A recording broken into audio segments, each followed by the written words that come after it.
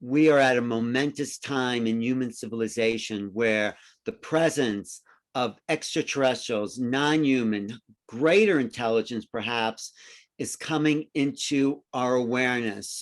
This is the time to prepare for new realities. I've just written this book called Making Contact, Preparations for the New Realities of Extraterrestrial Contact, and that's what we'll be talking about today.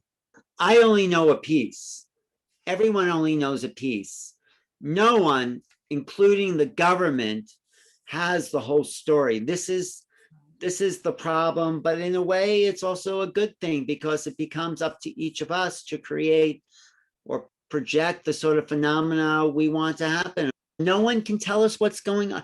People are always looking for officials to tell, or scientists. And, listen to Neil deGrasse Tyson in his ignorance saying that, oh, we don't have any proof. And the Navy, the Pentagon have just come out and said, we have proof.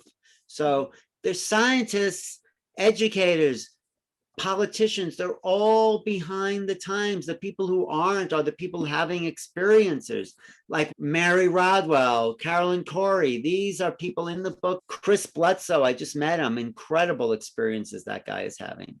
Whitley Strieber wrote his book Communion, which I say is probably the best written document about this, what we're calling abductions. Betty and Barney Hill, 1961. There's actually a plaque on the side of the road in New Hampshire talking about this is where Betty and Barney Hill were abducted, put up by the state of New Hampshire.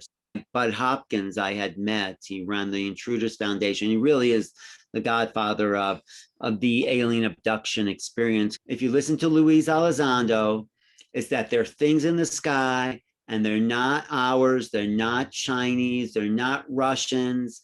He's not saying the A word, alien or ET. There's no mention that these are of extraterrestrial origin.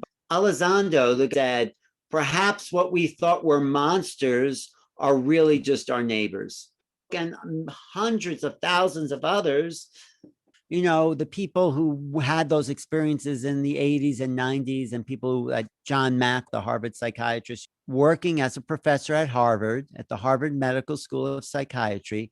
And he started to talk to these people, which he thought, of course, must be crazy to claim abductions. And then after meeting 200 of these people with similar but not exact stories, he says, you know what? These people are not any crazier than anyone else. And they're actually more sane. They just have this strange phenomena that they claim to happen. And he said, I can't doubt their experiences. They're very real, legitimate. They don't want publicity. They don't want, to even talk about these things. Most people, John would say, want to be told they're crazy because they've had these experiences. And he sort of says, I have good news and bad news for you. You're not crazy, which means that whatever's happening to you is real. That's the bad news. The good news is that you're not crazy.